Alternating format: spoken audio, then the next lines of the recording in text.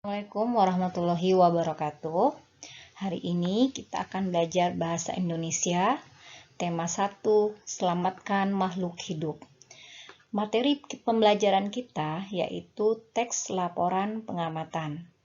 Tujuan pembelajaran kita hari ini yaitu kita akan menyajikan informasi berdasarkan teks laporan hasil pengamatan. Amatilah gambar di bawah ini. Masih ingatkah kalian ketika kita berkunjung ke tempat ini?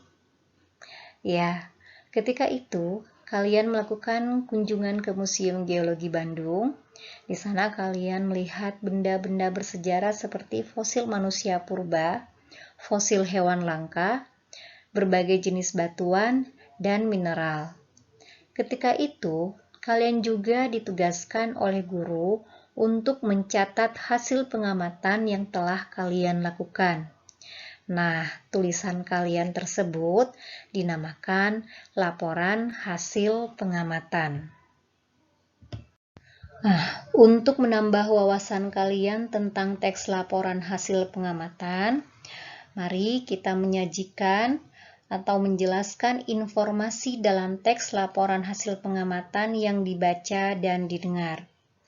Anak-anak bisa sambil buka bukunya, buku paket bahasa Indonesia halaman 3, sambil disimak ya. Nah, saat mengamati keadaan di suatu tempat dengan seksama atau sungguh-sungguh, kalian bisa mendapat berbagai informasi. Misalnya, objek yang ada di sekitar kalian, kemudian kegiatan yang ada di sekitar, dan suasana di sekitar kalian. Semua informasi yang didapat dari pengamatan tersebut dapat dibuat menjadi sebuah teks laporan hasil pengamatan. Nah, apa itu teks laporan hasil pengamatan? Teks laporan hasil pengamatan adalah tulisan yang dibuat berdasarkan hasil penelitian atau pengamatan secara langsung untuk diinformasikan kepada orang lain. Misalnya, pengamatan tentang perkembangan hewan, tumbuhan, keadaan dalam museum geologi seperti kemarin, atau keadaan di lingkungan sekitar. Kemudian, ada beberapa bagian penting dalam teks laporan hasil pengamatan, yaitu nama kegiatannya apa, kemudian lokasinya di mana, waktunya kapan, objek yang diamati itu apa, dan hasil pengamatan. Nah, untuk menyajikan informasi dalam teks laporan hasil pengamatan, kita harus mengetahui informasi-informasi yang ada dalam teks laporan hasil pengamatan tersebut, yaitu dengan cara membaca atau mendengarkan isi teks tersebut, lalu kemudian menemukan ide pokok atau masalah pokok yang dibahas dalam teks laporan hasil pengamatan tersebut. Nah, pada umumnya, dalam satu paragraf terdapat satu ide pokok. Masih ingatkah kalian cara menemukan ide pokok?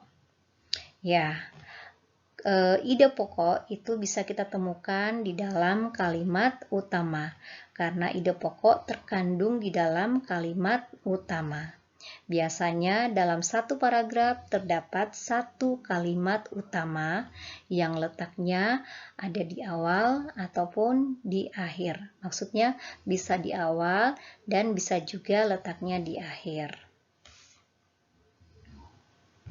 Selanjutnya, tugas anak-anak silahkan membaca laporan hasil pengamatan yang terdapat pada halaman 4.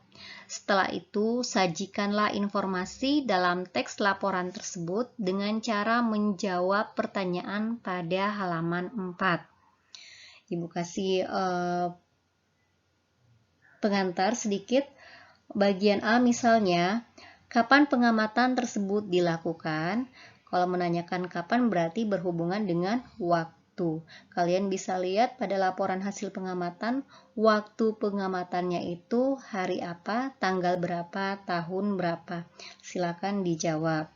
Kemudian, bagaimana suasana atau keadaan objek yang diamati? Nah, objek yang diamati di situ apa? Berdasarkan laporan hasil pengamatan.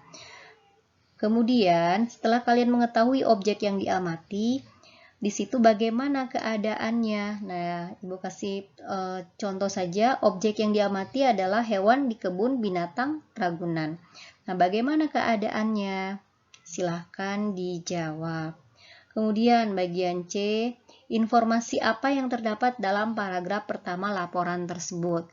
Nah, tadi ingat kan kalau mencari informasi pada sebuah paragraf, kalian menemukan dulu ide pokoknya yang terkandung di dalam kalimat utama. Bagian D juga sama, informasi apa yang terdapat dalam paragraf kedua laporan tersebut. Jadi, temukan dulu kalimat utamanya, kemudian keluarkan ide pokoknya. Setelah itu, susunlah jawaban kalian menjadi sebuah paragraf yang padu. Jadi, paragrafnya tidak usah panjang-panjang, berdasarkan jawaban kalian saja disusun menjadi kalimat yang padu dan menjadi sebuah paragraf yang padu. Oke, terima kasih. Selamat bekerja.